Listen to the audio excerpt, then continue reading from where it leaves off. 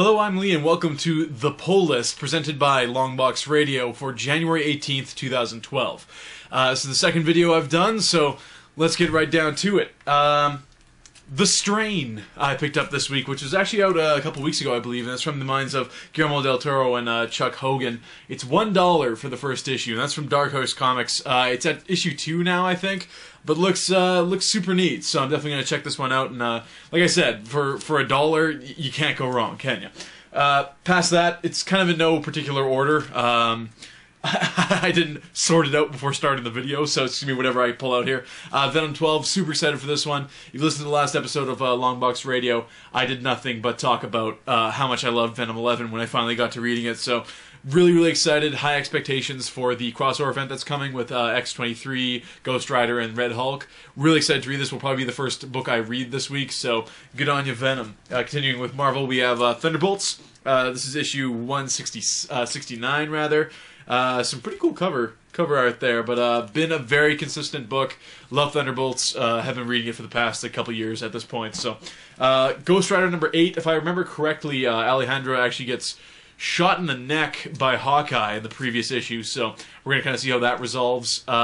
Johnny Blaze is also kind of on the scene, so we'll see what happens with Ghost Rider this particular week.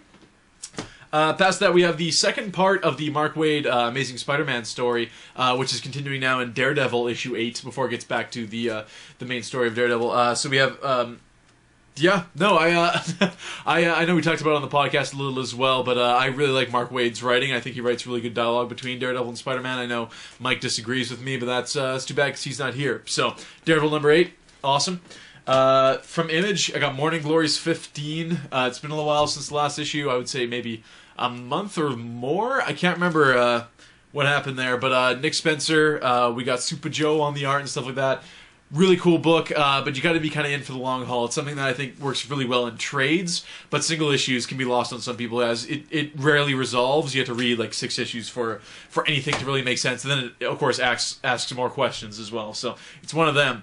Jumping over to DC, again, this is very messed up, but Wonder Woman number 5. She's fighting a squid monster of some sort there. Really loving this book. Brian Azzarello, for a writer I kind of just discovered recently with what he's been doing. I really like his style of writing, and Wonder Woman's been great. Another great book from Scott Snyder. We have Batman number 5. I meant to get the combo pack with the digital download for $1 more. DC Marvel does their combo packs where you get a free download.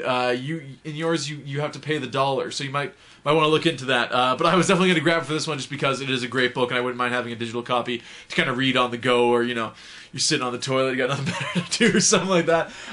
Supergirl number 5, starting a new arc from what I can tell on the cover and stuff like that. Still sticking on this book.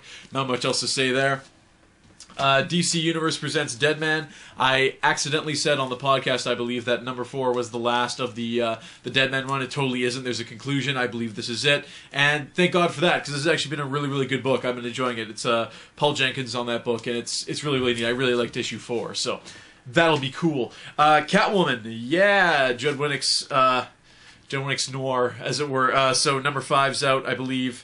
We are starting a new arc in this one as well, so cool. Not a bad cover. Pretty cool. She's always getting beat up and all that kind of stuff. The final issue of Caligula from Avatar Press. I've been following this book. It's super messed up. Coming off of Neonomicon, I needed something to kind of fill that gore vibe kind of thing. And Caligula was that. So super messed up book. Kind of want to see how it wraps up. Back into Marvel, apparently. Amazing Spider-Man, we got 678 right there. Kind of an eye-catching cover in of itself, but awesome. Amazing Spider-Man, of course, has been super consistent under Dan Slott's rule with Humberto Ramos on the art for this one, so that's awesome. Avengers, if you've read any Marvel book for the last month, you know that everyone had a preview for the Storm joins the Avengers book. So this is it. This is issue 21. We get to see Storm kick some ass in there in place of in place of Thor, I guess. They needed a lightning user to be effective against water types. I don't know. So here we have Avenging Spider-Man number 3. Awesome. Zeb Wells is the writer of this book. Comes with a free digital copy as well. This has been a great, great book. We're 2 issues in. I kind of want to see what happens now. Red Hulk was in a bad way when we left them last. So check that one out. Invincible Iron Man 512. Mandarin's, he's just screwing up Tony Stark's life, so we'll see what goes on in that book. Moon Knight, of course, Bendis believes Moon Knight.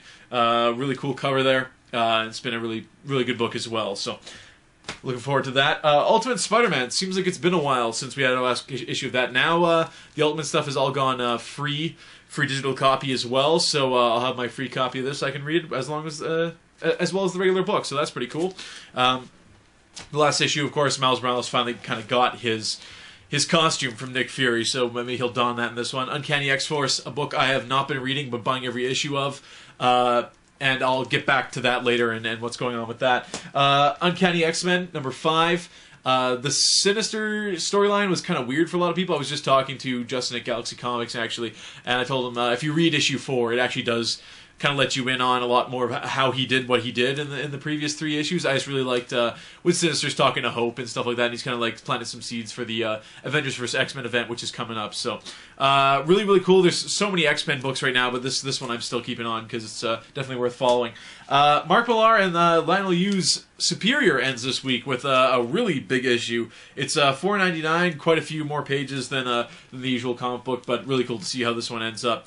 We got a conflict on the front there, so right on. Then I got a bunch of back issues. I needed a bunch of Amazing Spider-Man. I realized I was missing like Volume 257, like just a random issue, and then I had a bunch of stuff like 608 to 614, so now I filled in quite a bit of gaps there. And then I got a bunch of Uncanny X-Men, which was very expensive. 5.1, which is $6, 8 and 9, which are both around $9 back issues. And then I have number 10 on hold, which I think I already have, so I left it there. But I have read the first few issues of Uncanny X-Force. I know it's something I wanted to get into, and at some point, because I couldn't find 4, 5, and 6, I stopped reading the book, but continued to buy it afterwards. So once I fill in the gaps there, I think I just need 4 and 5 at this point or something. I don't know what it was. But as soon as I get those 2, I'll definitely read all those books, and I'm looking really forward to it, because I've heard nothing but amazing things about Uncanny X-Force. So that concludes the pull list for this week. There's been a few books I know I definitely dropped. I used to read Batman Odyssey by Neil Adams. I dropped the 2nd volume of that. I stayed on for the full first one. That was kind of a tough sit, so I've dropped that book. Past that, I don't know what... Marvel kind of ruled the week, as you could tell, so a lot of that kind of stuff. I did run into Ramil at the comic book store, and he was buying all the Buffy stuff and things like that, so hopefully we can get him on Longbox Radio to kind of sum up what's been happening in Buffy, because I haven't been reading it. I'm not current either, so for all you Buffy fans out there, maybe we'll bring you up to speed on Season 9. Past that, that is the pull list for this week. We'll see you again next week.